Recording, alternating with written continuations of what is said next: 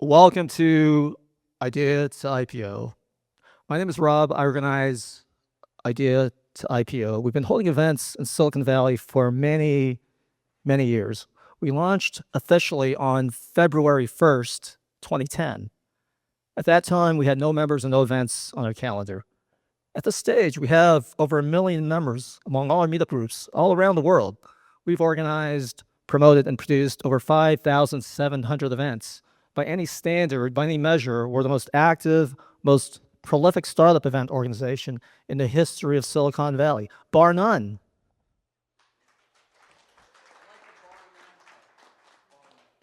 Thank you. Thank you for all your support. We organize venture capital panel events, legal workshops, networking events, and more. We hold an event every day of the week. Check out our schedule at ideatoipo.com. Did I mention that we launched officially on February 1st, 2010? What day is today? It's April 30th. What year is it?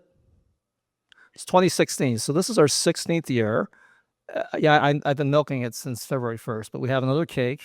But it's not just for Ideal IPO. So if you have a birthday in March, April, or May, well, who has a birthday in March, April, or May? Well, the cake is for you too. So happy birthday to you. Our mission is to promote entrepreneurship, support entrepreneurs, build community, and provide value in the Silicon Valley startup ecosystem. To that end, we provide content that is practical, actionable, and relevant. Stuff you can actually use to succeed as entrepreneurs.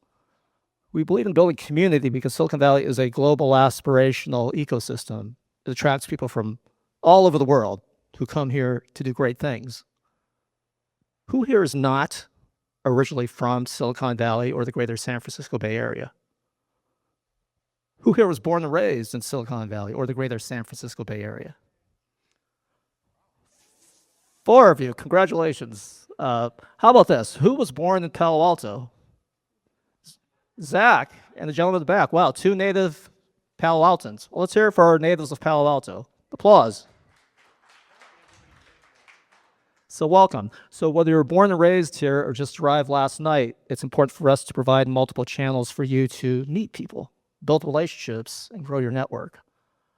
With regard to value, it's important that we provide value at each and every one of our events.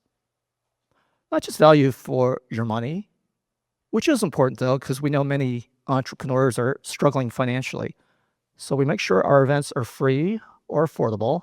And if one of our events has a cover charge, and you cannot afford the cover charge for whatever reason, come talk to me and we can work something out. And at most of our in-person speaker events, we make sure that we provide a delicious buffet. Is that a delicious buffet? Oh, come on, is that a delicious buffet? I want to thank Snell and Wilmer for sponsoring that delicious buffet. So let's hear it for Snell and Wilmer. More importantly, at each and every one of our events, we want to make sure that we provide value for your time, which is your most valuable resource. Anyone here getting any younger? I guess I am. Besides this young lady? So when you invest your valuable time to come to our events, we want to make sure that you maximize your ROI. We have many partners that help us do what we do: law firms, venture capital firms, angel investor groups, incubators, accelerators, colleges, universities, and lots of other players in the Silicon Valley startup ecosystem. Tonight, we're grateful to Snell and Walmer for hosting us once again at this beautiful venue. Is this a beautiful venue? Yeah. So we've held many events here, and we look forward to many, many more. Roger, would you like to say a few words? Sure. How y'all doing tonight? Yeah. Okay, the panel's doing great. How you doing? Welcome, everybody. Really great to see everybody here tonight. I know there's a lot going on in Palo Alto this week, but grateful that you joined us for what I'm hoping is going to be a fantastic event. So for those of you that don't know me, I'm a partner here at Snell & Wilmer. I deal with early stage companies from inception all the way through IPO. And I head up our emerging growth and venture capital practice group. And my passion really is helping people and helping founders save themselves, from themselves, one entrepreneur at a time. I was an entrepreneur for 10 years before I became a lawyer, and I made all the mistakes in the book. So that's my passion. This after hours stuff is my passion. This is why I do it. So thank you again for coming. We're going to have a great discussion tonight, and looking forward to some great questions coming from you folks. Some of our other partners are here tonight. I would also like to have them say a few words. Let's hear it for Kamara and Athletes. Applause. Sorry. Thank you. Hi, my name is Kamara Sanchez. I hail from Indianapolis, Indiana, and I'm the founder of Athletes. Athletes are a stretchy rubber outsole embedded with cleat spikes. You stretch them over your tennis shoe, and now you have a sports cleat. Think soccer, baseball, football, golf, Athletes. I first came up with this idea when I was about 16. I'm going to be 25 in 2 months, and I consider that my quarter-life crisis. But when I was 16, I got my first pair of cleats, and I've never bought another pair of soccer cleats. So I ended up going to my cousin's house to play soccer, and I didn't want to bring those cleats because if I lost them, I would put my parents out about $100. And back then we were, I wouldn't say we were lower class, but lower middle, $100 made a difference. And so when I went to go play soccer, I played in my tennis shoes, and it had rained the night before. So when I went to kick the ball, I hyperextended my knee. I bent it backwards. And I realized, if I had something that was affordable, something that was compact, something that if I lost it, if it was stolen, if it was broken, it wouldn't break my parents' bank, and I could, and I could go on with my day and get another one and continue with no stress, I wouldn't have been hurt. So we are in the prototype phase. We are looking to launch in the fall, and we hope that you support us as we take on our next beat with Athletes. Thank you. All right, next up we have Jacqueline from Neural Method. Applause. Hi, y'all. My name is Jacqueline. My startup is called Neural Method. Neural Method is a pre-execution authority control plane. Our system our control plane sits between AI reasoning and real life outcomes. It ensures all risky AI actions is authorized first before execution. Thank you so much. So 10% of global emissions are caused by in-person events. We do a lot of virtual events, but we do in-person events like these. So to mitigate the harm caused, we have a sustainability initiative. So as you can see, we have reusable plates, utensils, cups, and napkins. So please support us. When you're done eating, put the items in the proper receptacle. Please don't waste food. We have a lot of take-home boxes for you to take food home. And I like to say, when it comes to sustainability, like many things in life, it's easy to talk the talk, but it's harder to walk the walk.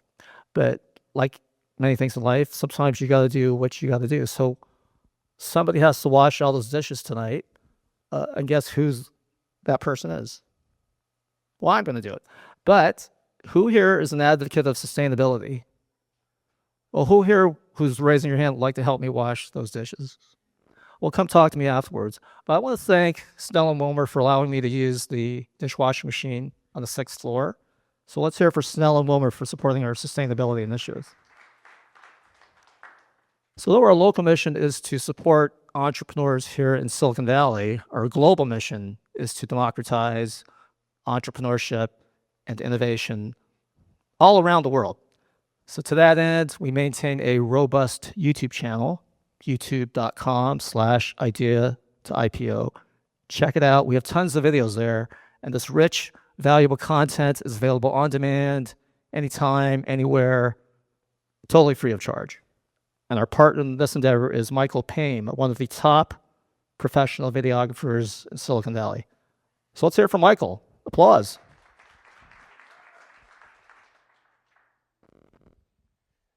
Today's theme is what? What's hot, what's not? I'll tell you what's hot. I'll tell you what's been hot for so long, leveraging technology. I produce video, and video communicates with people for you. It amplifies your messages, and it elevates your brand. I made videos for training videos, for fundraising, proof of concept, product launches, you name it. If I can help you, please feel free to reach out. Thank you. Okay, so let's see who's in the room tonight. Who here is an early stage entrepreneur? What's the difference between a pizza and an early stage entrepreneur? A pizza can feed a family of 4. Who here is an enterprise employee? Who here is a government employee? Who here is a former government employee? Who here is a student or an academic? Who here is a journalist or a media person? Who's here for the delicious buffet? Well, thank you for coming. So here's the schedule for the rest of the evening. Our panel will hold a brilliant, compelling, dynamic, entertaining, and scintillating discussion. Right panel?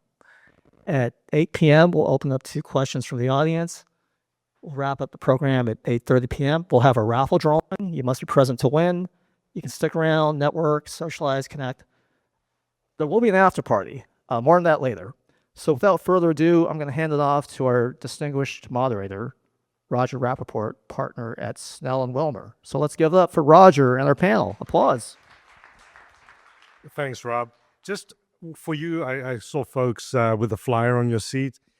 Please feel free to apply for our AI collective. We're going into our second cohort. We've got 22 incredible AI CEOs. We're looking for 3 more. The cohort starts next week, and we're wrapping up interviews in this next week. So please just click on the QR code, go to the website. It's peer-to-peer, moderated, and an incredible opportunity for CEOs. So let's just do brief introductions, right, Joe?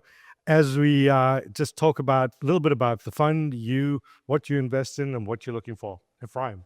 Yeah, hi, Ephraim Lindenbaum. I'm Managing Director of Advanced Ventures. I'm a recovering entrepreneur. So I sat in your seat first and exited luckily in Silicon Valley, and it's binary here. If you exit, you either start your next one or become an VC investor. I didn't have any good ideas, so I had to do this.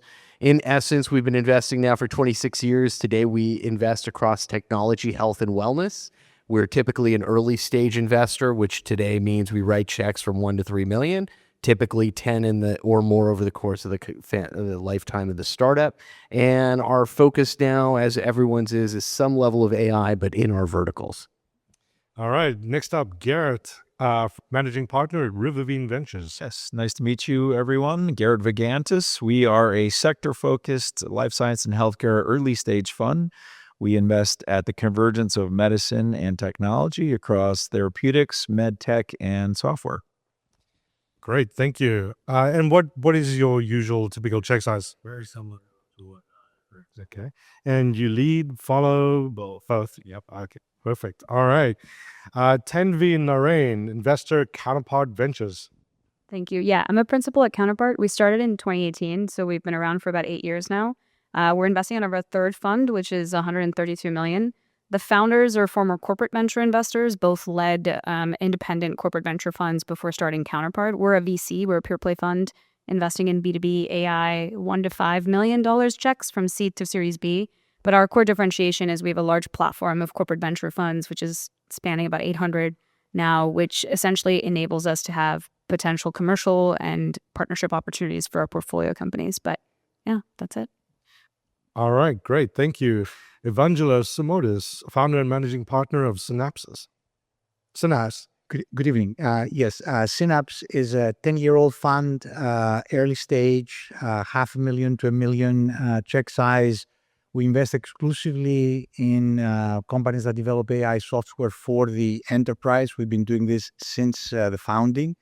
And in addition to that, we also develop some of our own IP, which we use both internally and sometimes we spin it out into startups. We've done that a few times. Works out quite well.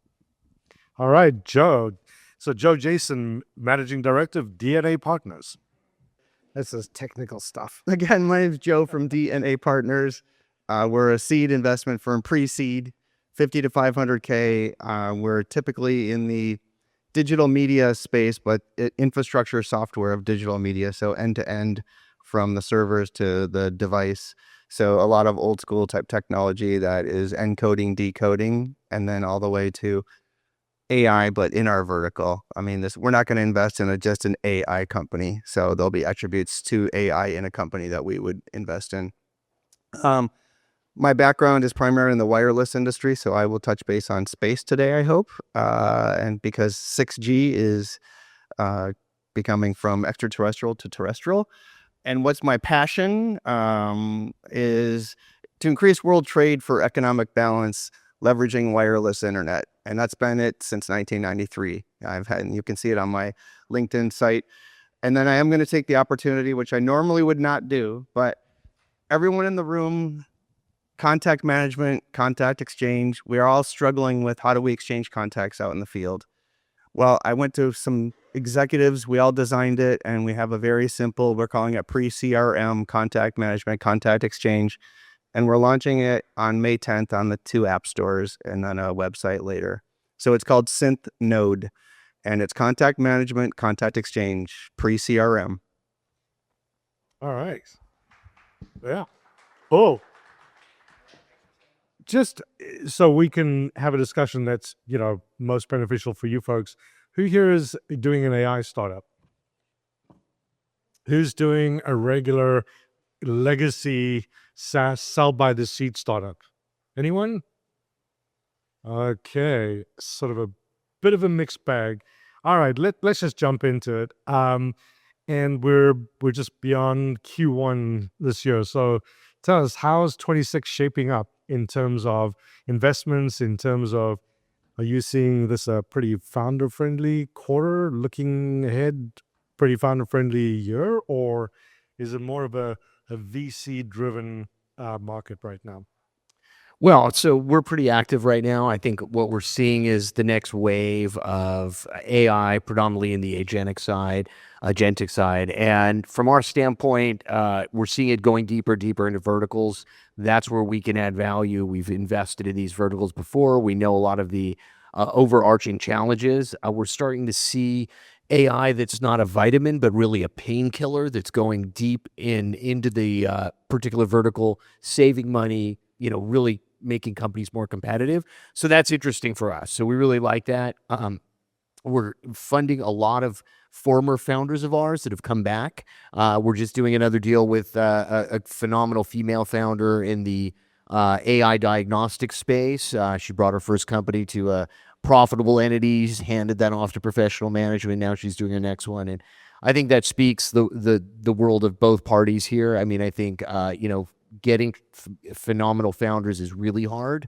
Getting them to come back is even harder. So we're excited about that. Yeah, we hope so. Are you folks sort of seeing the same thing, companies being deeply verticalized in the AI space as opposed to more of a horizontal tool? It seems like, for my clients that are getting funded, they're more deeply verticalized in healthcare or logistics or law. What are you seeing? I was just talking to Vijay about that. He's got a platform that can sell into many different verticals. And I think to show value in one vertical as a starting point is critical. That allows you to look at scalability within that vertical. I think that's much more valuable than having, early exposure to a variety of verticals where you're not going to be able to have a sales force, a commercial engine that can really penetrate all of those simultaneously. So getting to that profitability or, showing that you can scale in that first vertical is very helpful. Yeah, we're seeing both. I would say that definitely vertical AI is getting a lot of attention. And for us, we're spending time in verticals where you can establish a pretty deep beachhead. Healthcare is one, I would say. We invested in a company that does code automation for large providers, and that's a really good beachhead because ultimately, as a company, you're taking on the liability of making sure that the code is correct when you're submitting it to the payer. But then we are also seeing companies on the horizontal front where they're going after specific units of the business, where they're selling into a compliance team or a procurement team and saying, we're going to go deep into that function, serve you, give you immediate ROI, and then expand accordingly through, different parts of the organization. So those are the two types of kind of, personas we're seeing. Yeah. So I would say that the enterprise has realized that there is a need for a new stack. I'm not certain if there is a lot more opportunity for startups to come into this stack, at least for the foreseeable future, until there is some digestion of what has already been deployed or is being deployed. On the vertical side, there is absolutely interest. I will broaden it to say, for startups, they need to be thinking of workflows as opposed to just tackling a small part of a vertical industry. And right now, the one thing that we're seeing through both our startups and corporations that we talk to, there's a very large number of pilots going on, and which is okay if you are a very early stage startup. You're testing your software, the customer gets to see what you're doing. It becomes harder to get the Series B, Series C unless we have tremendous traction, because a lot of your pilot revenue is services revenue. So my advice is, as you're thinking about how to position your software and your offering, think about this type of environment. I was going to say, we call that death by POC right now. In fact, we we immediately discount any POC. I mean, I just heard recently that Wells Fargo may have up to 200 AI POCs currently in operation. My joke is that's where startups go to die, is POCs. So We've seen it before. I mean, again, in the very recent past, when we started our firm back 2015, we were investing a lot at the intersection of AI and mobility. Mobility is in movement, not telephony. And we saw a lot of startups die, including, unfortunately, several of ours, because automakers, tier one suppliers will want to test this type of technologies that related to autonomous vehicles or automated vehicles, and they never made it past the pilot. So anyway. Yeah, we always make them pay. If they're not willing to pay, they're not a customer, they don't count. But just for everybody on the panel, is there any value to POCs, paid or unpaid? You could probably get an organization to pay you something, but how do you weight POCs? Obviously, you don't put any weight on unpaid POCs. Do you want to wait to see what's going to really churn, or what's going to turn into a 3-year contract? I mean, when you're looking at this early stage, what's your take on even paid POCs? I mean, I think it's dangerous. I mean, it's in a lot of cases, it becomes a paid petri dish for the enterprise. I mean, if they're going in there, they're, unfortunately not all, in case of B2B software, especially, they often solve very small, unique niches within these big enterprises. And, being able to watch in a POC, environment for a long time, the internal team gets enough juice to actually do it. I mean, one of the things that we're very focused on with our entrepreneurs is, playing AI into particular categories where you're not going to see the internal innovation happen, right?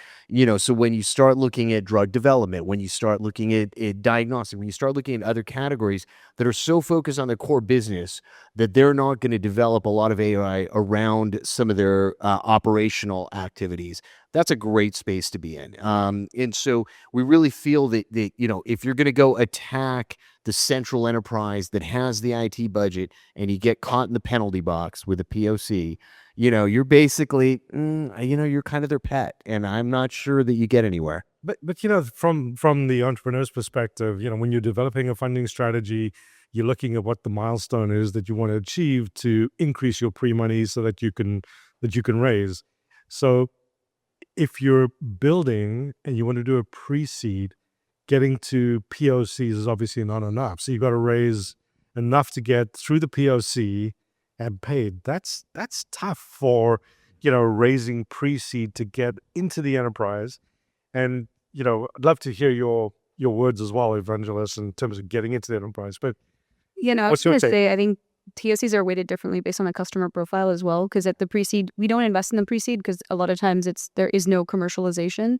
But for pre-seed founders, it's really determining how do you get, for example, if you're in the manufacturing space and you have a BMW or a Volvo on your POC and they're paying you, say, $35,000 as a POC pilot, that is something that can be a pretty compelling use case, because to get them to pay you that much in itself is pretty difficult. But at the same time, you can include, milestones within your contract, which I, always look at founders and say, how can you give them milestones where if you deliver on X, you can then automatically convert that into a annual contract. And so I think for pre-seed founders, we see a whole gambit. There are founders that have no product and they're getting a lot of money. There are founders that have product and commercialization and are still struggling for, capital fundraise. So it's not like a one size fits all. It is depending on what you're building for, who are your customers. What you need to be paying attention to is the POC to license conversion. So when we look at a Series A company, we do not mind if they have certain number of POCs in their activity list, but we want to understand at what point that converts, what kind of effort the startup needs to make in order to make that conversion, and what that conversion results to. So if you're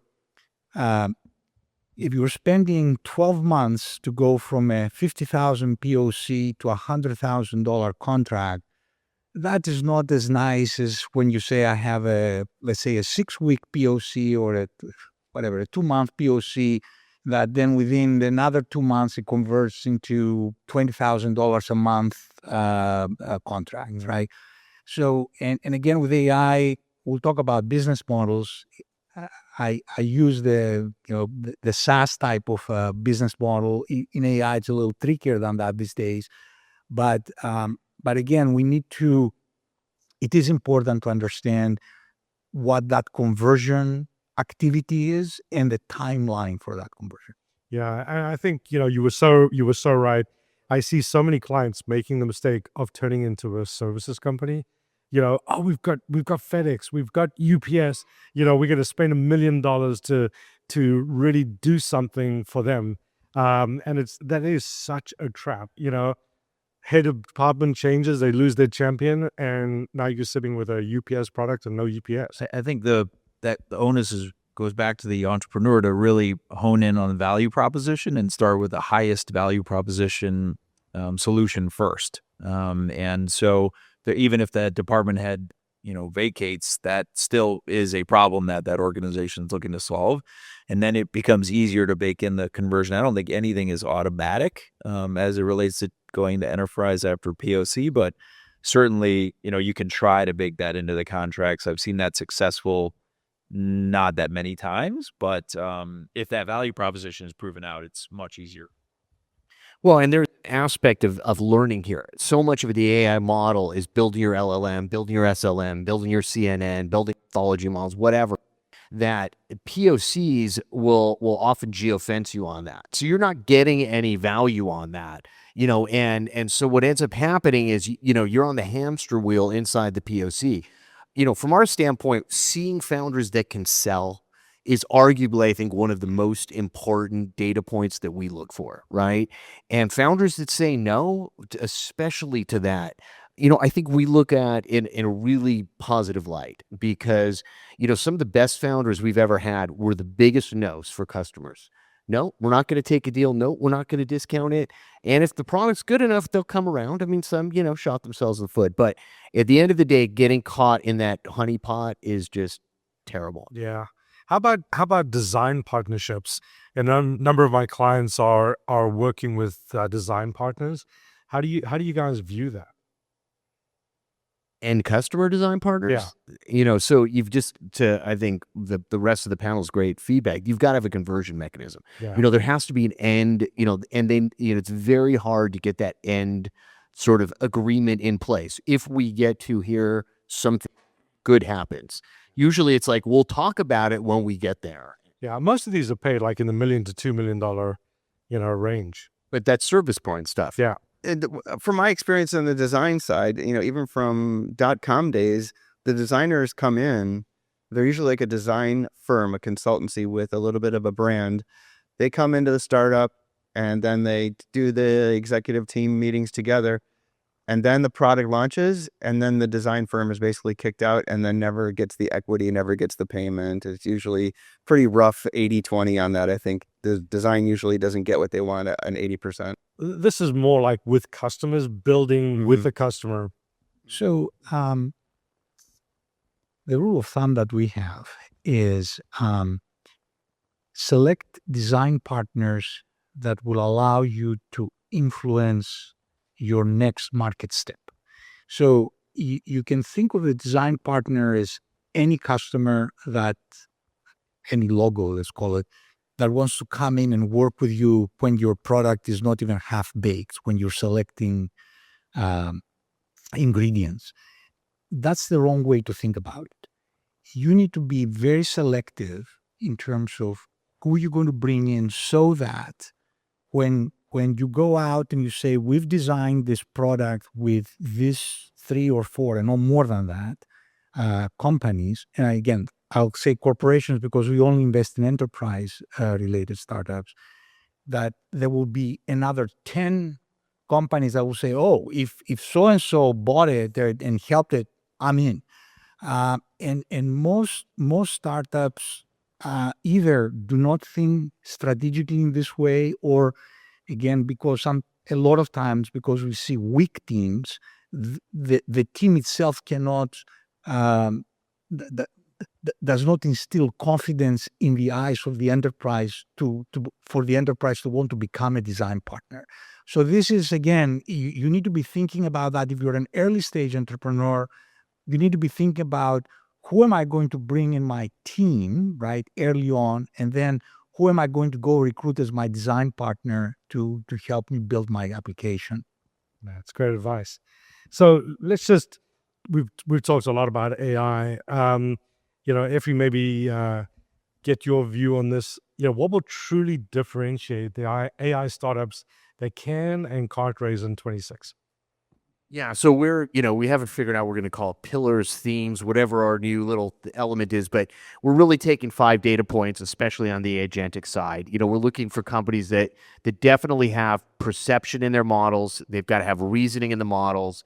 There needs to be some level of planning. We're now looking at an action phase of that. Is it able to then complete an action? And then this is the new one that we're really getting into, which is a reflection. So that last piece, I think, is really setting apart a lot of the startups we're seeing, meaning that they can take it all the way to a certain point, but that last piece of being able to be reflective of what they've done, learn from that self-learning is super important. We're also incredibly bullish on unique models right now. I mean, we believe open modeling is just something that is not fundable in our mind. So I don't care if your model is this big, but it's yours. We're willing to talk to you. Sorry. You're pushing back even on fine-tuned models. Yeah, open source models. We're really pushing back. Open source, if they're used as are, or open source even if they're fine-tuned.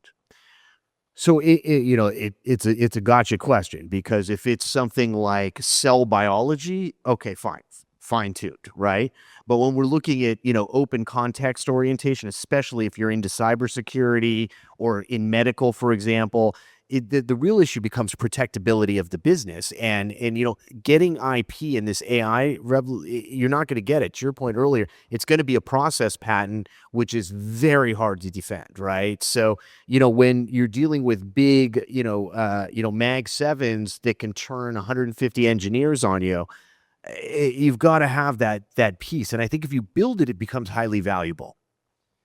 Yeah, I'd like to get other people's opinion on this, because architecture is obviously really important. I think the thought really is, if you're a wrapper company, if that's all you are, you're probably not fundable.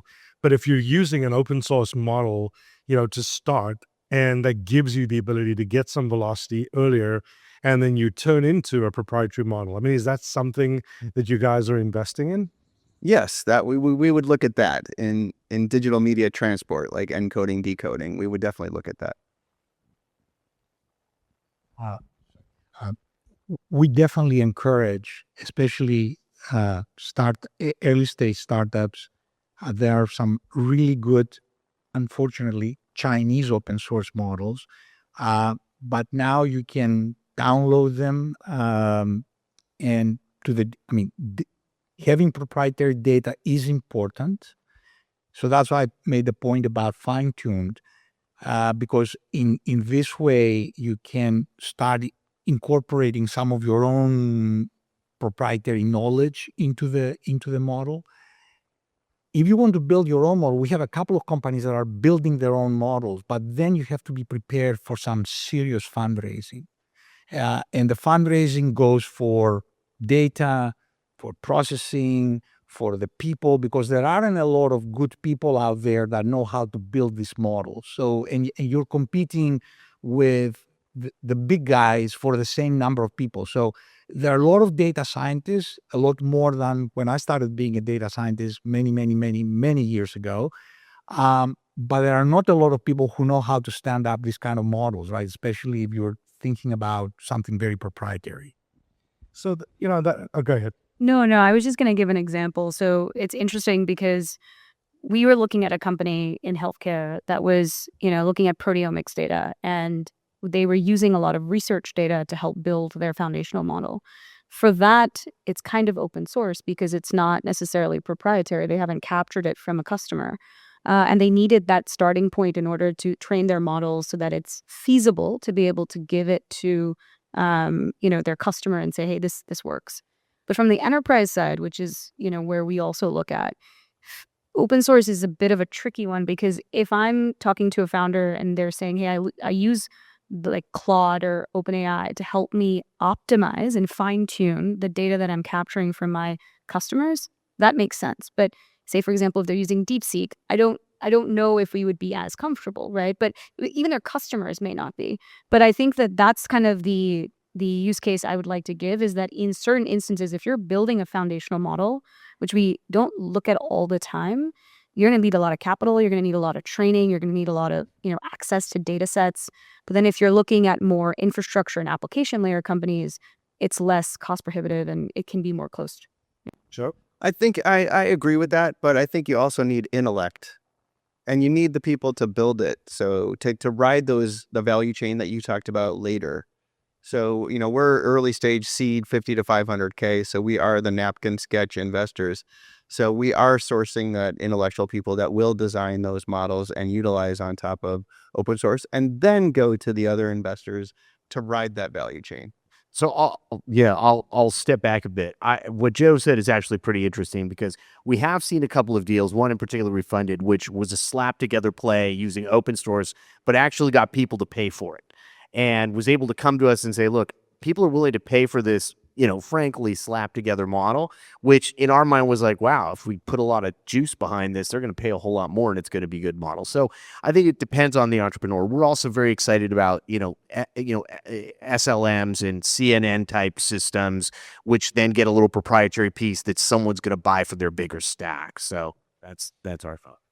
So you guys raised an interesting point, talking about data strategy. So when you're looking at the early stage, you're looking at the seed, are you looking at a company's data strategy at that very early stage? And is that the moat? you hear from investors all the time, what's your mode? What's your mode? Is the data strategy the mode? Is it the team that's the mode? Maybe it's different at the seed and at the Series A, but in terms of data, what are you looking for at the seed stage? There is data as in content, and there is data as in pipeline. Yeah. And there are very, very few cases where data as content alone makes the difference. In most environments, particularly again going after the enterprise, you need a lot more fusion, which so not one type of data, and at that point you really need to have a very sophisticated pipeline, which again that can be a moat. If you look at companies like Mercor, they're doing data labeling, 20 billion market value right now. They're not building models, but they're building the data pipelines for companies that are building models, right? And they're very, very barring the problems they got into recently, but they're very valuable as an IP. I think their handling of that IP leaves a lot to be desired, but that's a whole different story. So, did you have something else?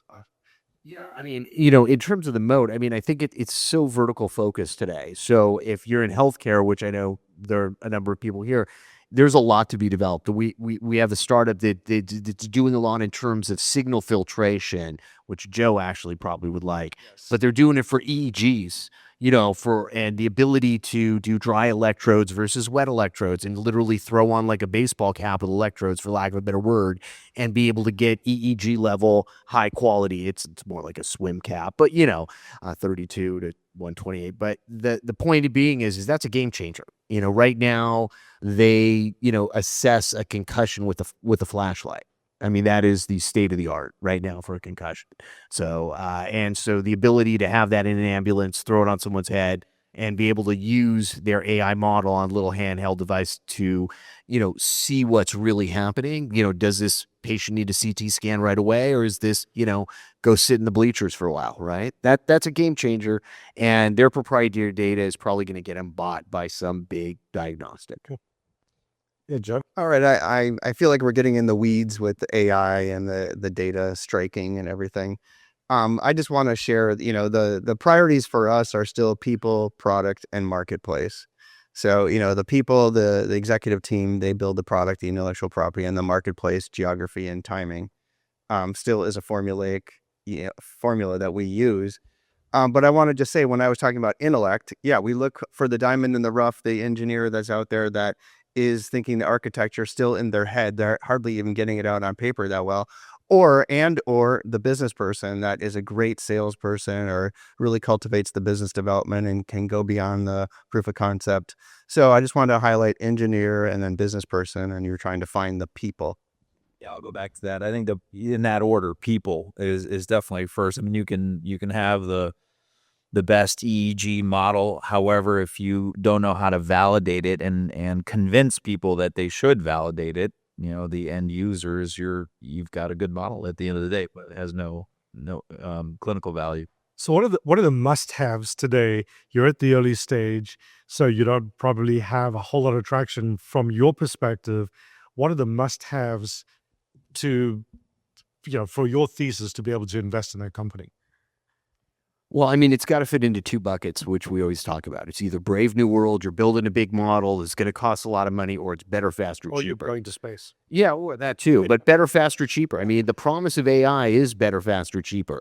So, we are seeing entrepreneurs that can get out of the gate fast, get just enough to get the customers paying, and their models are going to grow over time, and they have a strategy. So we're really open to that component of it. So traction is vital for you. Critical, and that takes all of the team things and everything else my colleagues are mentioning.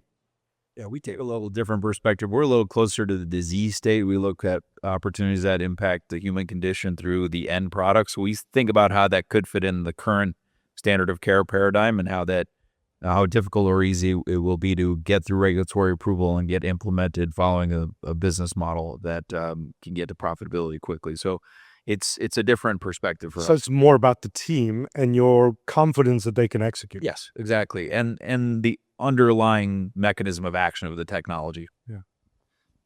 Yeah, I would agree. I think product velocity, I think, is for us, we're actually focused on that a lot more now, which is how quickly can you iterate and how quickly are you able to even pivot if, your use case one doesn't work.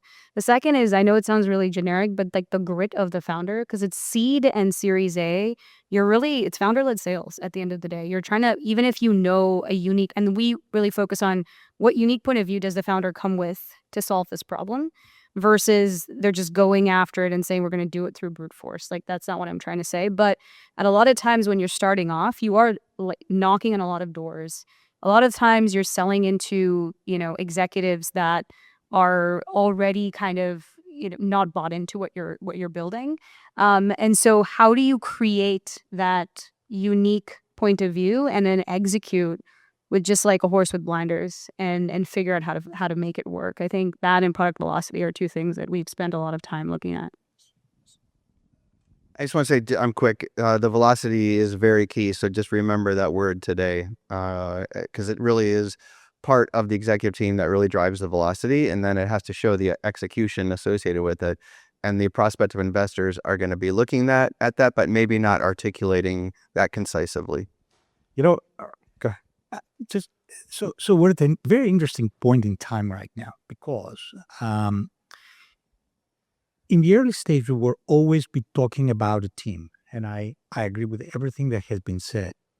The twist that I would bring to this is that in the past we were looking at the complementarity of the team members and the prior accomplishments.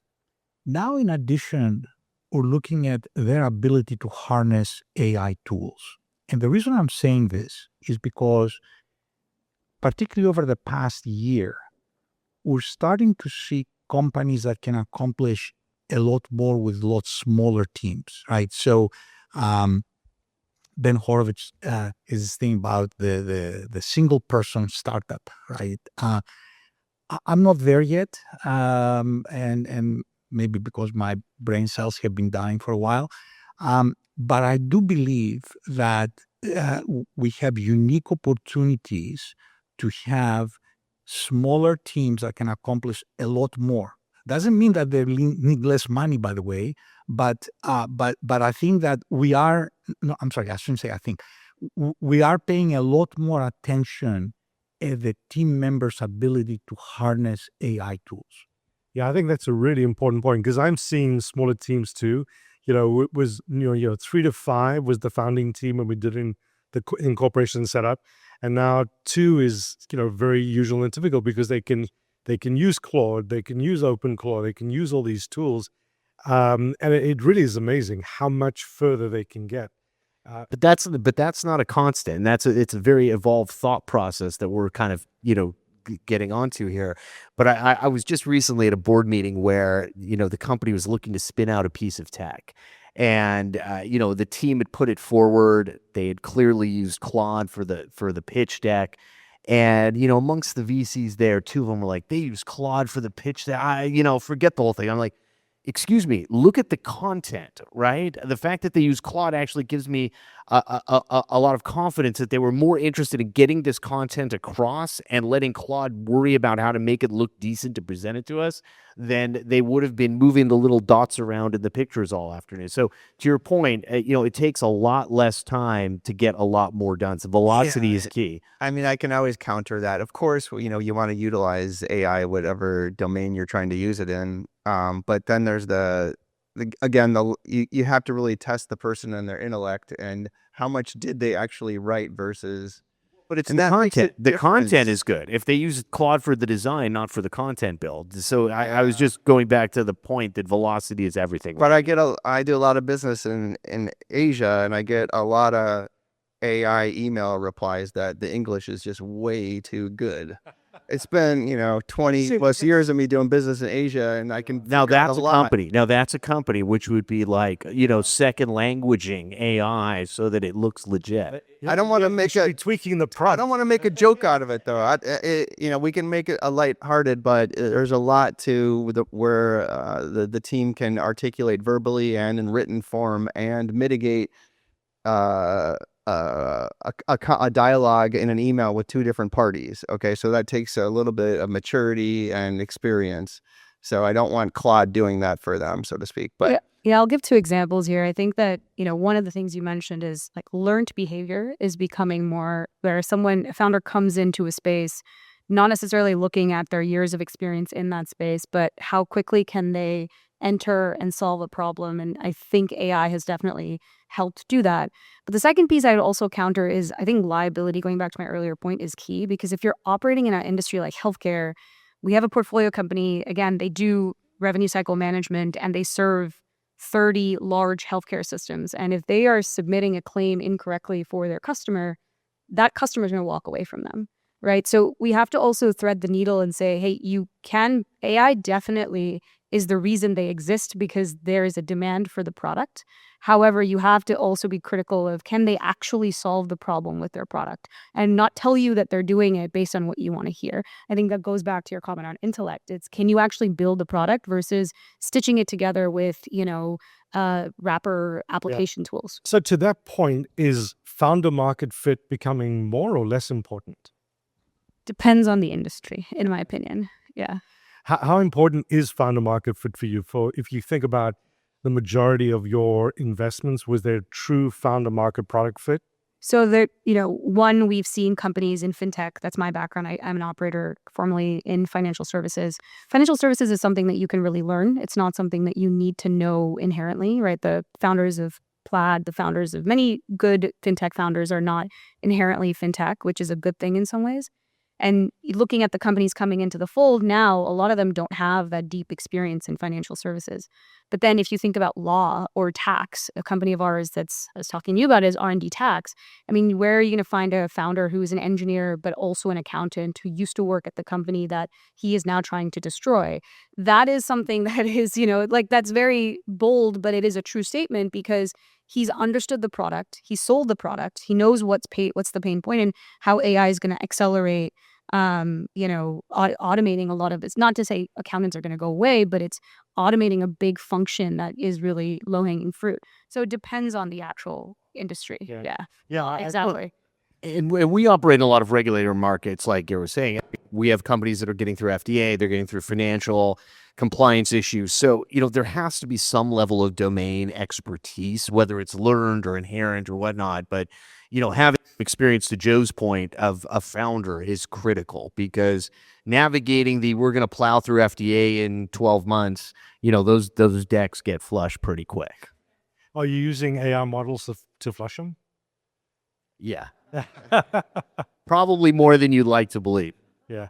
It was interesting. Someone was talking about velocity. I've got a couple of VCs that purposely take time to get to know the companies they're investing in because over 6 weeks, they get a pretty good feel for velocity, in terms of what, they're not going to build a product in 6 weeks, but what they're actually achieving, week over week, month over month is sometimes a predictor, for them. Yeah, that's definitely us. And we're meeting them at a coffee shop in the morning, if they have a little office, or do they want to come to our little office, or do we meet at someone's home? And then also, I've said this before once on a panel with you, Roger, on it. We will take the executive, like let's say the CEO, we want to take them out to dinner, but we want the significant other to come with as well. Because when there's that core small of a team, that person, that leader is utilizing the savings account and the time of that family. So the significant other, we consider like a silent board of directors. Yeah. Support is crucial, So let's just maybe switch gears just a little bit because we're almost out of time. I think we've got about 40 minutes left, Ron? 5? What? I thought Rob was going to have a heart attack. So what are the most common and avoidable mistakes that you see founders making in their fundraising journey? there's probably a ton, but think about the top 5. I mean, we've got like our top 5, and this is really easy. First one is authenticity. If they're just not authentic, whether it's relevant or not, it's super important. Honesty, just they've got to be honest about what they're doing. It could be as easily as we'll sniff out a rapper any day, right? They've got to have conviction. I think they were all talking about the level of conviction is critical for us. And then, they've got to be transparent. If it's not, we want to find people that even in their initial due diligence stages that they're honest. They're like, I'm not sure what we're going to do here yet because I don't have enough data or I'm not there yet. I will take that answer over BS any day. And the last one is just tenacity, right? Tenacity. Yeah. They just got to do it. I think my colleagues were saying it's like they're going to pivot. It's going to hurt. They could get caught in a trough or might be going into a down cycle. These people have to, and I love what Joe was saying. It's like take out the partner is probably a really good thing. I don't know if we're getting that deep into the social side of that quite yet, but it's a thing. Yeah, I'll add a couple things. One is a baseline understanding of the initial market that they're going after. Make sure that is ironclad.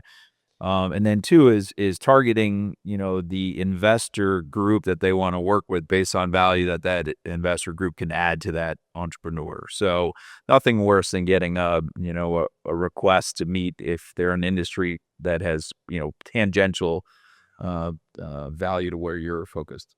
Yeah, I think founders spend so much time wasted in going after the wrong investor that doesn't write the check they need, that isn't in their space.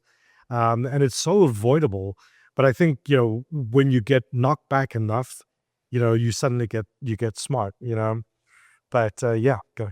Yeah, I would say, narrative is really important because a lot of times the investor is also looking at you telling a story and, of course, being authentic about it, but having thought through, okay, the why of the problem. Why am I the person who's going to solve for it, right? Who else is doing it, but is not doing it well? Because I think a lot of times founders come in with maybe their own experience, which is actually a good thing, but then they're also in a bubble. And so having done that sort of primary research and coming and saying, hey, I have something that is differentiated and I've unlocked this unique thing that I'm going to be able to solve for. And the second is, which is I think my pet peeve, is when founders don't really articulate why they're raising the amount of capital they want to raise. Because it goes to use of proceeds, exactly. Because I think a lot of times, especially at the Series A, I'm talking about you sort of know some of your levers a little bit better than the seed, but you're throwing numbers at me and then I'm asking you exactly how you're going to use it and you don't really know how to articulate that. That gets a little bit frustrating because then that means that you haven't thought that through. Yeah, and I mean, I do a workshop on funding strategy, and it's all about identifying the milestone, the measurable milestone that will really move the needle, and then figuring out a bottoms-up inside models what it's going to take. Because when I invest, angel invest, and someone says we're raising, 3 to 10, I go, okay, you don't have a model, right? You haven't figured out what the measurable milestone is. And you have no idea how much it's going to cost. I hate read. 2 things. Yeah.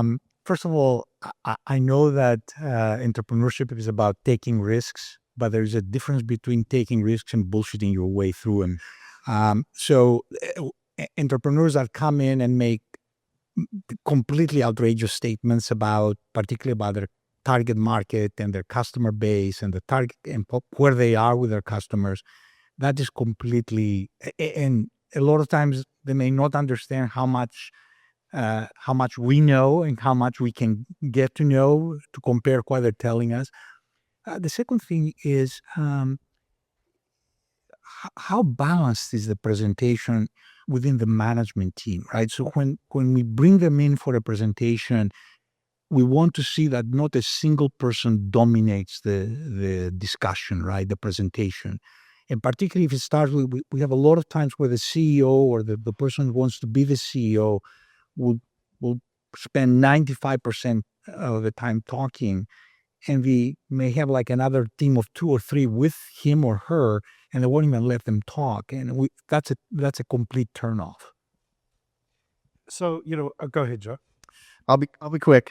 I just want to echo the talking. I've seen so many entrepreneurs just talk their way out of any investor because they just talk too much. And then even after sometimes they get invested, then they talk their way out of the second investor. I just wanted to say a quick snapshot of the past here. Ephraim, mentioned me taking the significant other out to dinner and has a social element. It's really not social at all. It covers all the 5 that he talked about: authenticity, trustfulness. So all of those 5, we get it all at the dinner table because the significant other isn't going to let the other person lie at the table.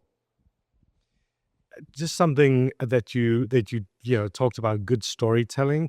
Are there any other characteristics that when you see them, just think about pattern matching here, that make you really want to lean in, or on the flip side, you see them and make you it's a real red flag?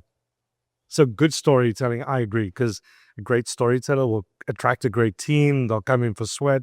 We'll be able to sell to customers. I think that's an absolute must. I think it's a sales match component. There's certain entrepreneurs who are really good at the sales match. And to the earlier point, and I think Evangelist said it the best there, and Joe just hammered it home. It's knowing when to stop talking.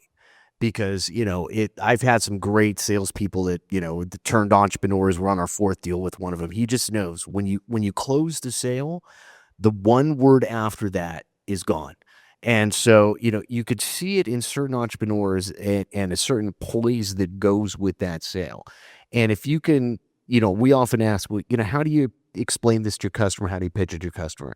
And watching that cycle, and that's where the no I was talking about earlier comes in. That confidence to say no in such a way that the customer actually says, wait, if you're saying no, maybe I should go deeper. And the balance of everyone on the team giving the presentation. I learned that in 1999 here, tier 1 VCs I was presenting to for my own startup then, that everyone on the executive team should give the presentation. So what are the real red flags when you see characteristics? So in a pitch, someone dominating or whatever. But what are the red flags? I mean, I covered a lot of them. There's honesty, there's BS, there's, unhealthy team dynamics. We like to see founding teams that have their kind of specialties, right? There's there's the salesperson, there's the tech person, there's the ops person. We like they stay in their lane a little bit.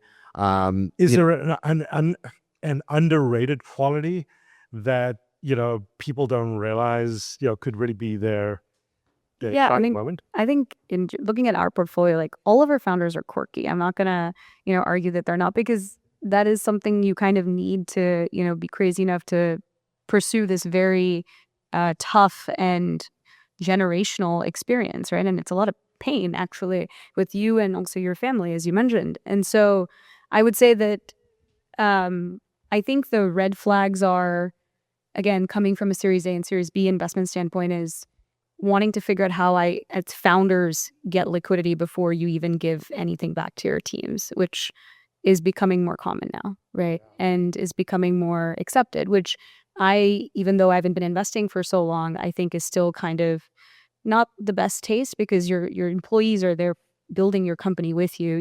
And I understand founders work much longer than their employees and do a lot more work, so you can argue that. But it breaks my heart when we see companies that they get liquidity and then the company actually doesn't get the exit it deserves, and the employees just walk away with nothing.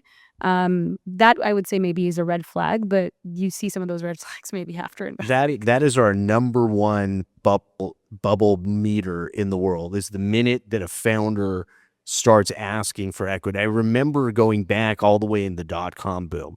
It's when the founder, started, even at, CD levels, they started saying, hey, can we take a little off the table? That to me was the beginning of the end of a Getting bubble. it at seed. I know, it's insane. I'm getting the evil eye on my right here. Just when you guys think about the balance between capital efficiency and velocity, everyone here has talked about velocity and how important velocity is. So how do you balance that capital efficiency and velocity? What are you looking for, and when you're investing, what are you saying to your founders? The hardest part is managing, to me, is managing the executive, the developer team, then hitting their deadlines with the tickets and the agile software management. It's, if you can just manage those deadlines, you can manage velocity. Okay. Look, I think with AI, the cost of producing your product has gone down significantly, but that doesn't necessarily mean the way in which you deliver that product to your customer has reduced because yes, CAC, which is, cost of acquisition has gone down. You're selling to enterprises. So you still need creative ways in which you're getting in front of them, right? You're not doing the dinners anymore. You're not doing the sort of, SaaS-like approach. However, it's very interesting to see a bifurcation in the market where you see companies that are smaller in team but are raising a lot of capital primarily for either drowning out the noise of their competitors, or they're just like, we need to figure out how we get to the customer as fast as possible, that they don't look at any other solution. There may be 2 or 3 solutions in the market, right? But then so there's not enough time to see. We still are in the early stages of the winners will succeed. And then you will have companies that have to balance figuring out how do they manage their burn as it pertains to velocity. I have a bunch of portfolio companies that are going through that right now where they're growing really fast, but they also are burning a lot of capital, and it's different levers of burn now. It's your basically like your token burn, and your, hiring a lot of product people to help build with your customer. So it is you have to really identify, like, it's a nuance. You can't just say like everything has to be one way. Are you getting into the weeds in terms of pricing? Value, outcome, hybrid. I mean, does that all factor into? I do, because I think that we also co-lead and syndicate. So when I look at companies, like, I like to understand their levers of the business model and understand, okay, how are they going to adjust? How do they get visibility of their revenue? What can be modified? Actually, I was sitting with a company of mine on Sunday and saying, what can you adjust in your, in your OpEx, where you can then give yourself more time runway in the instance, use case 1 doesn't go well. So we sort of have to do that. Yeah. I just have to ask you one last question. Sorry, Rob, since you're so CVC-ish. For founders that may be considering CVCs, corporate venture capitalists, when's a good time to bring in a CVC, and when's a good time not to bring in a CVC? Well, okay, I disagree with that, but yeah. so CVCs actually make up 60% of cap tables today. And again, you have CVCs across the board. There are the tech forward CVCs, which are financially oriented, and then you have your strategic CVCs. Most CVCs don't lead deals. They participate in rounds. They add value because they will get you in the door with the customer. Not all the time, but that is a good way of doing it. I think CVCs today are better understood than they were 10 years ago. For sure. And they also, teams within CVCs are much more aware.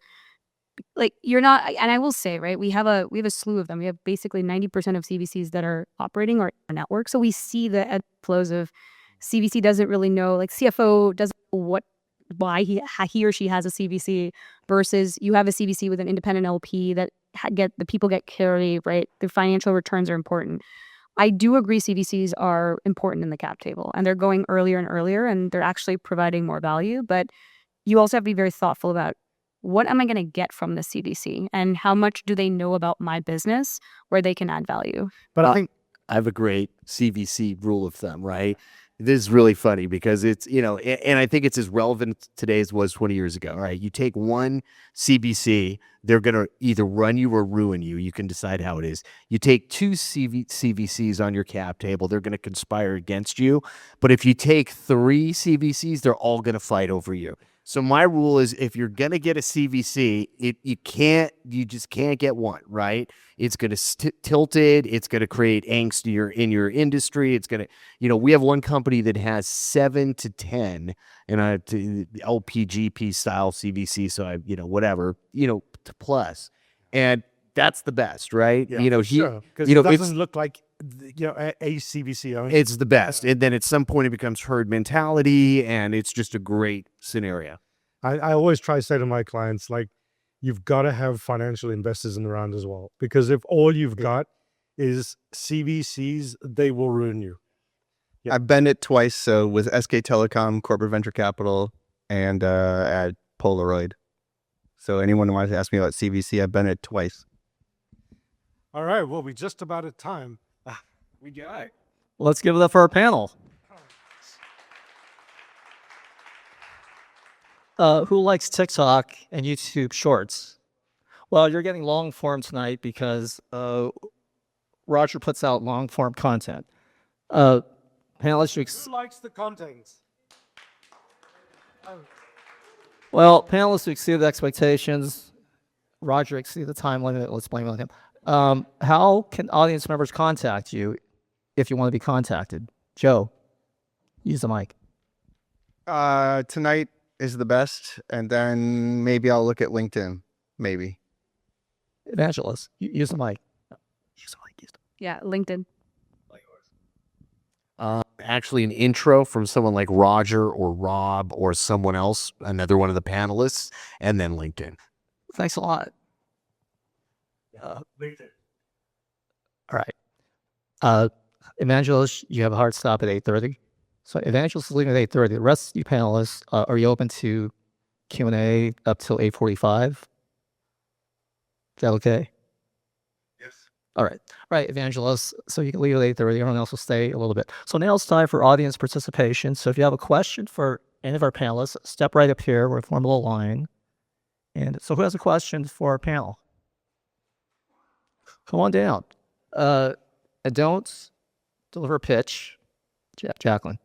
If you deliver a pitch or a thinly disguised pitch, you have to deal with Jacqueline, our bouncer tonight. Don't mess with me. Well, this is a very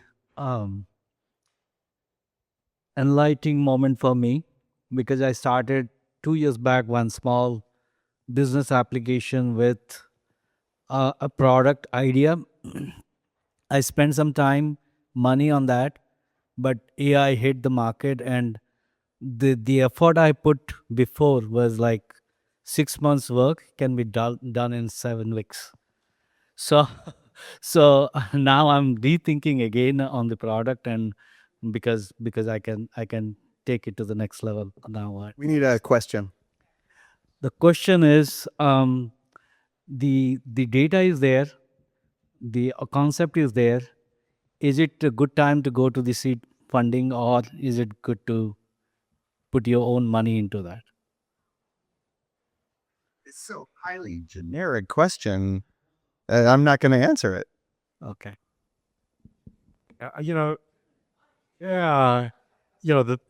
I think what you need to do is switch hats and think of yourself as an investor. I think founders get so wrapped up in their company and what they're doing, and they really drink their Kool-Aid, and sometimes it's great and sometimes it's not. But when you think about the 40 other decks that are going to be sitting on these guys' tables and say, how is my startup going to be a better investment from them? I've got traction. I've got a great team, all of the things that are really important to them. So if you're at an idea just on the other side of ideation, you've got an MVP built or whatever, you have no traction, you don't have a team, you probably wouldn't invest in a company like that if you had a whole bunch of others that had a lot of the other things. So you need to bootstrap to get to a point where your offering looks more attractive than the other 39 on their desk.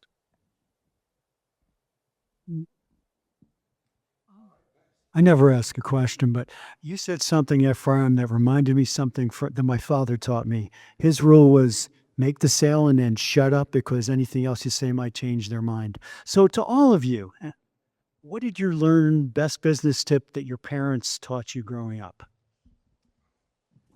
Always return something better than what you got it. Never hold a grudge.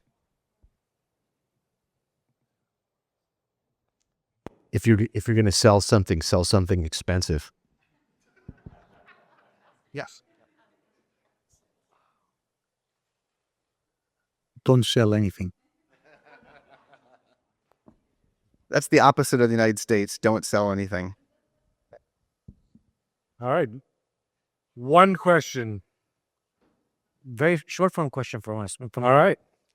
Please stop. Simple question tonight. Many times founders ask questions specifically for their business, whatever. I want to ask a question from a different point of view. What kind of synergies can you possibly provide? What kind of synergies are you looking for? I mean, what would you like from a founder, and what can you return to the founder other than money? Was that 5 or 6 questions? It's actually being clarification. So yeah. What's synergy? Yeah, that's the word. I just give me 10 push-ups. I think that's a bit. Right. That really helps a lot. Yo, synergy. I mean, come on, that's organic. No, so I think for us, okay, look, we're an early stage fund. We're in the Valley. If and founders come to us, they're going to ask us like, why would we want to partner with you? And we've always thought about that very critically, and that's really why we have the CVC platform, right? That is our core, because we choose to be good partners on the commercial side, like beyond the track record and working with you on your business model and all of that stuff. It's if I'm looking at you and I'm trying to take your capital, either lead or syndicate, why do I lean on Counterpart? And for us, it's let's help you get in front of the enterprise customer and figure out how we can do that for you. So for Counterpart, is a very linear thing to say, if we're coming into a founder pitch, you're looking at us as equally as we are looking at you. So yeah. It's interesting you say that, because that's been kind of a thematic amongst founders over the last 5 years, and what I've often turned it a bit to be. At first, I was a little annoyed by it, but now I've really developed my own model, which is basically saying something like this: "What do you want from me beyond it?" And the founders that can articulate a really good ask are founders that I know are going to be successful. They're going to say, "Oh, I see you know these 10 people at these 10 firms that I need to talk to within the next 12 months. That's why I'm sitting here with you. I see you sat on a board with this person. I sat on the board that. Oh, this person worked for you in a past life." Those are the people. And so the generic ask is a total deal killer. But the specific ask, that's the entrepreneur you want, because they're in there with a laser sight at what they want. Okay. Patrick Albert, I work with European and Austrian trade commissions. Thanks to the panel for coming out on your insight. I see Silicon Valley is well known for age discrimination. Do you guys think AI is going to make it better? Age discrimination? Yeah, so young founders. I mean, this panel appears to be all over the map. So you guys already made it. So it's for new founders, for startups, founders. Is it all 20-year-olds, or is it you guys don't care? So, I mean, the pessimist in me would say yes, but the optimist in me, which you see a lot of companies coming from different industries, no. Because again, as I mentioned earlier, if you're working in cyber, it's very hard to build a cybersecurity product if you're 23. And, going back to my comment on learned behavior is important, but at the same time, you really need to understand what industry you're building for, what's the customer you're building for. Healthcare, as another example, right? Highly regulated, complex, To that, exactly. it requires years of experience, know where the stakeholders are. I think it's vertical dependent. If you're selling a generalist platform product, less imperative to have that experience set as your foundation, your own intellectual foundational model. Yeah. I found that traction flaggers all bears. And I think velocity and hustle. Yeah. If you're 50 and you're hustling like a 23-year-old, which I've met a lot of founders in that same boat, they're going to win because they basically are going to break through walls to get what they want. So I don't think age is a barrier there. Okay. Good to hear. I just read on NPR the median CEO age is 61. Now that may not be fine. Also, really market. Sorry. The median CEO age is 61, and that's moved up 10 years over the last, I actually don't know what time period NPR was referencing, but of course that's not founder. That could be more, large company CEO, but, an interesting point there. Okay, thank you. Hello, my name is Maria Brilaki. I'm an early stage founder, and I just started my fundraising basically this week. And my question is, so I was recently at an event and I was talking to someone who works for a family office, and he told me that a lot of the fundraising, the way it's done is that founders hire placement agents who then call up investors and they organize dinners. And basically, he said these founders often previously were working for Google or other big companies. They have a lot of money. that they have already made. Therefore, they can pay those placement agents a percentage of the raise they want to go for. And then the agent is handling a lot of the fundraising for them. Okay, I see you doing this, and it makes me happy. Actual number one red flag. Go. I think if you're raising $1 billion, then maybe you will go ahead and hire somebody who is more of an intermediary, but not for this audience. No, the only people that are allowed to use Not for placement this agents, culture. Not for us. this culture. We're allowed to use venture funds use placement agents. You don't. One, two. The number one thing, I mean, above everything else in terms of founders is their ability to raise capital. The joke is you have two jobs as a founder. You have to run your company 100% of the time and raise capital 100% of the time. And it's your job how to put both into your timeline.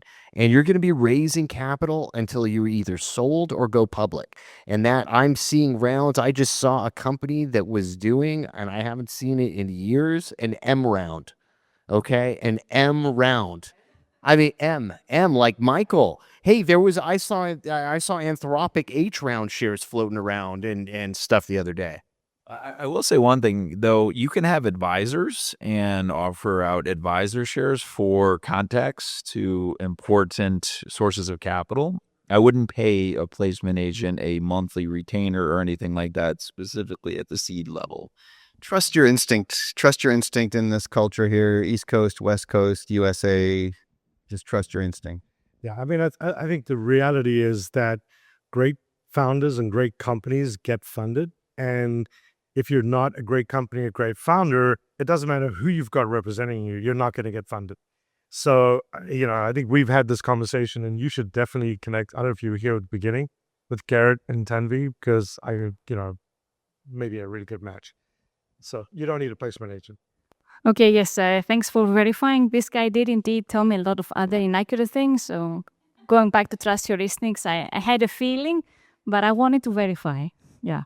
And just for everybody else, the finders, it's illegal to pay people, based on a raise if they're not a licensed broker-dealer. All kinds of issues. So if you do get people and you hire advisors, you cannot have them compensated on a percentage of the raise or percentage that they bring in. Again, we need to highlight that they need a dealer broker's license in order to be raising the money with you. Not many people in the Silicon Valley area have a dealer broker's license. I mean, really, it's your network. It's your lawyer, and it's your board members and your advisory board members, and even people that are never going to invest in you, but are willing to make intros on your behalf. Okay, so the panel discussed the mode a few times. So mode was discussed a few times in panel discussion today, and getting into a specific vertical is one of the things. Lately, with AI getting better and better, seems like companies like AI, OpenAI, they're getting into verticals as well. And now LLM seems to be the better at any domain. They're like the better experts at any domain than any domain experts. So when analyzing startups for their moat, like how do you look at whether that particular startup is going to be viable given what these big AI companies are going to do, and not only what they're currently doing, but what potentially they can do in near future, because you probably would be looking at many years down the line if the company is going to survive, if they're going to exist. So how do you do that analysis? So I don't completely agree with that, because if that was the case, you wouldn't have companies like Harvey, Legora, Open Evidence, right? These are companies that are operating in their verticals, deeply integrated into their tech stack, have a lot of context that they've built with time. Yes, the overlooming question of can Anthropic take my lunch is there, but that's not to say that these companies are going to be completely obsolete, because one of the things people miss is that the moat exists because you have an ecosystem, you have time to build that ecosystem, you've built entrenched context layers over a series of different customers, where an Anthropic example, talking to I keep going back to healthcare, but talking to a healthcare someone on the corp dev team, He was like, we looked at Scale AI for helping us optimize our data for, labeling, but they don't have any of the training data to help us do that. That's like a good example of you have to have that focused context and verticalization, and it will take time. So it's not going to be like, yeah, Anthropic can help you build your financial model and maybe destroy a couple of application layer companies that are early, but it's not as easy as the market makes it out to be.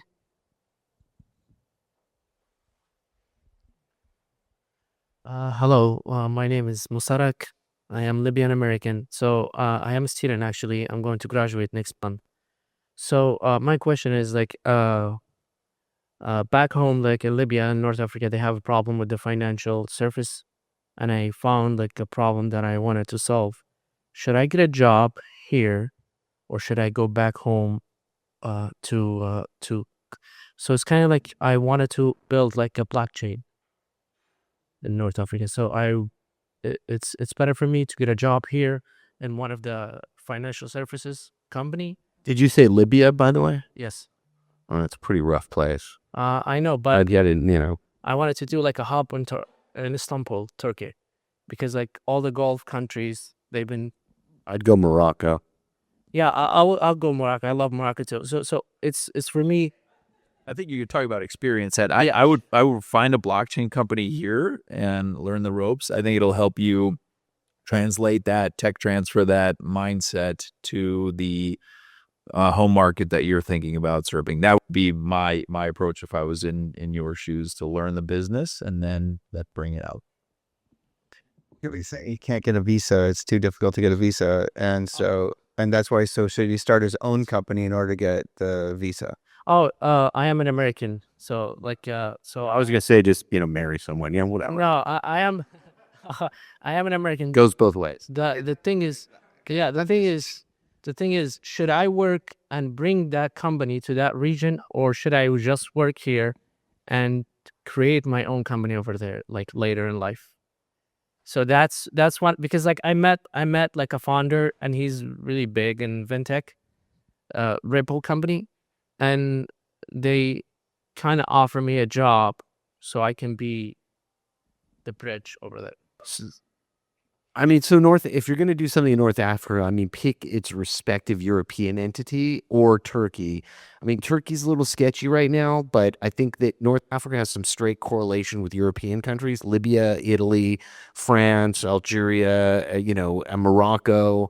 There are a lot of places you can do business, but I mean, I would consider Libya still a bit of a war zone. Yeah. And so I think what it comes down to is you're eventually going to want to talk to an investor conceptually. And operating in a war zone adds a whole level of complexity that usually just isn't opt out on our behalf. Okay.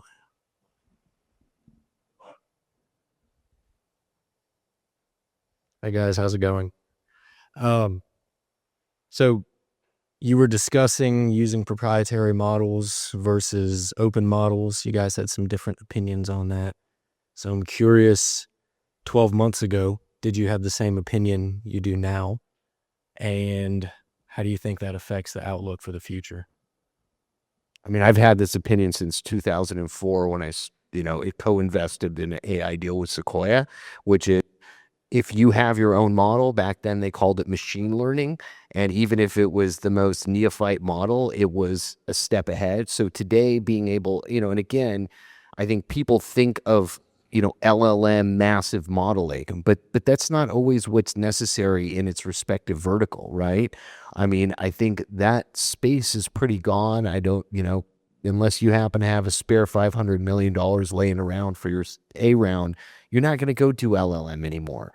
I mean, I think it's finding verticals and getting the core, data. I mean, we have diagnostic companies. I mean, we're looking at a cell biology company that's doing a whole ontology of cell. It's going to take a lot of open source. It's going to be all open source, and then they're going to run their own proprietary modeling against.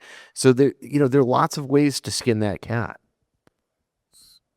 Yeah, I think I've had the opinion of like, because you're selling into the enterprise, closed loop models are going to be more secure, but that's because, and what I mean by that is like, who is your LLM provider that is helping you train, fine tune, and optimize, and then get your product to them? So in large part, like I'm still in the kind of bucket of it based on the case by case, instance. Closed loop models is probably a better way to go. But again, going back to what I said earlier, like within healthcare, there can be different reasons to get open source models. Yeah, and you should be defining it. I mean, Mistral has a very good on-prem sort of approach, right? If you're going to end up in a business that requires an on-prem product, you're either building your own or you're going to have to do that. You've got to understand where you are in the generative versus non-generative space. Yeah. Supposed to music now. No, it's not dead. No, I met with the company yesterday. Did you? Yeah. I don't know. Have you seen any llama lately? I haven't. I mean, no offense. Yeah, it's all Claude. I mean, the general consensus is OpenAI is turning into like the Walmart of AI. I mean, they'll do a deal with anybody. You can get anything. I mean, Just my point would be, just don't get caught up in the hyperbole out there in the media and Silicon Valley esoteric elements. Get back to some roots of who you are and what you want to build and how you want to build it. You can leverage tools along the way, but just build. Don't get caught up in the hyperbole. Well, thank you.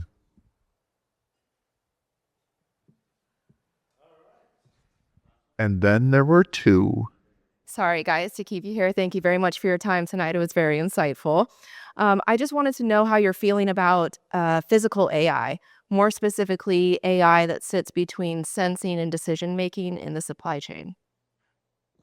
I mean, it's actually, I wish Evangelos was here because we've been investing in that category for years and years. I mean, we had an exit in 2008-9 in that category. So, I mean, it's a great space. I think you've just got to be super novel and you've got to just have something no one else has that's gonna play there. But I mean, SOSV, which is a great group of investors, don't love their home country per se, but they bring together large groups of really good. They're doing their physical AI Founders Summit next week. I mean, if you love it, get involved there. They will let just about anybody in. They're amazing. If nothing else, just be an observer because I think you need to understand, what the state of the art is right now. And I definitely would echo that SOSV, okay, out of Shenzhen, and they have other places around the world, but you're going to get a good perspective. And what I would like to highlight is China would be your biggest competitor, as you know. And closing on that, did you see a robot do a backflip out of China? I mean, that tells you right there that, Boston Dynamics, no one's doing a backflip, Thank you very much. Right, let's give it up for our panel. So, ladies and gentlemen, stay in your seats. It's what you've all been waiting for, the raffle drawing. Who's gonna get McLaren? Well, we've got Ephraim and Joe and Roger. So good things come to those who wait. So anyway, here we have a ticket to the Startup World Cup Silicon Valley. That's May 7th. We have free tickets because we're a promoter of that event. Roger will do the honors. The winner is, drum roll, Patrick Heibel. there. Easy. All right. Well, the one guy got a free kick. Fuck on me, man. We didn't age discriminate on that one. Yeah, Startup World Cup. And see, we just Startup World Cup. I put 50 in there. So we have another one, Startup World Cup. Ephraim, you want to do the honors? The winner is, I always like the person that tries to spin it with the folds here. So let's see where we're at here. Harper. Do we have a Harper here? All right, Harper. Come on down. I'm not sure what you won, but we're excited for you. Startup World Cup tickets. That's May 7th. All right, Roger. Hey, you want to do it? Joe. Okay, how is Joe? This is a NFL vest for the Super Bowl 60. Were you there? Anyway, so we have some vests from Super Bowl 60. Oh, that's cool. Well, let's see it. One size fits all. Leo. You want one? I like that. Leo the C. You take pictures, let him draw. Okay, and the winner is Joe. Pass it to Joe. We tried that. He refuses. Joe, move over here. Make him do it, Rob. Joe, move over here. Come on. Eat the dog food here. Hurry up, Joe. Hurry up. That's the go. There's a reason why these folks stayed this late. Use it. Are you serious? I love it. Use the mic. Zach, that's been. Use. Hey, Clark, use the mic. Zach Whitman. Say it right. Zach Whitman. Mr. Palo Alto. Yeah, Rob wants you to move faster. one size fits all. Good way. I like that. One size fits small, did you say? Yeah. Right. Ephraim, you can do it. We got one more NFL vest. One more NFL vest. Wait, I got like more area. All right, this goes to Japhet Lars. Jathan Ular. There, you get this, turn it into that man, and you get something. Roger. Roger. Stay here. Steve Jobs. The winner is Fine by Vidya. Vidya Ulal. All right, Vidya. Okay. All right, done, yeah. All right.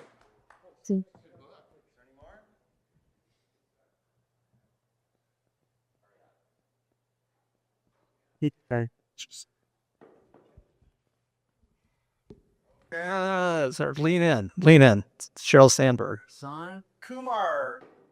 He's Achra. Joe, always use them. All right, push-ups. No. It's general best job. All right. Well, thank you. It was a red flag anyway. What's Lean startup. Ephraim, you want to do it? Oh, you just did. Yeah. I just want to get the name. Come on. Oh, are we already there? Okay, sorry. Pay attention. I just as it hit these like weird. These weird folds are good. This looks like a Jacqueline. A Jacqueline from Neural Method. And well, there you go. Come on out. It's not a McLaren, but it's close. We're supposed to stay up there. There you go. All right, so now we're going to get into the good stuff. Okay, Super Lotto Quick Pick this Saturday. Alana Frivlitz. All right. Come on down. No. How do you pronounce your last name? Yeah, it looks like Frivlitz. Well, congratulations. You might get funded on Saturday. All right. So I pulled it. Did we split it? All right. So here's the grand prize. There's the grand prize, 50 big ones, $50 Visa card. So some will get funded tonight to the tune of $50. USD. Mike. Steve Colby, I saw him leave. Oh, we have a mic. Stephen Colby. Well, no. Yeah. He's an attorney. He's another Roger. Sakane Anderson. Come on down. Sakana Anderson. Seeking talent. Founder. Entertainment. Yeah. Seeking investment. I give her a commercial too. Just don't. So let's hear it for our panel once again.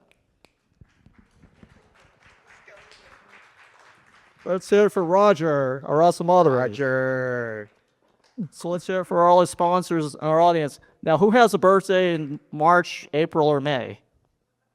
Well, come on down, and this cake is for you. Come on down. It's your birthday. Who has a birthday this year? When's your birthday? First. May 21st. Anyone else? Maria, come on out. My company incorporated this week. Does it have birthday? That counts. When's your birthday, Carolus? March 26th. Anyone else wants to celebrate their birthday? Come on over. Is it your birthday? Yeah, well, come on over. All right, let's go out on happy birthday. 1, 2, 3 on 3. Happy birthday to you. Happy birthday to you. Happy birthday, dear.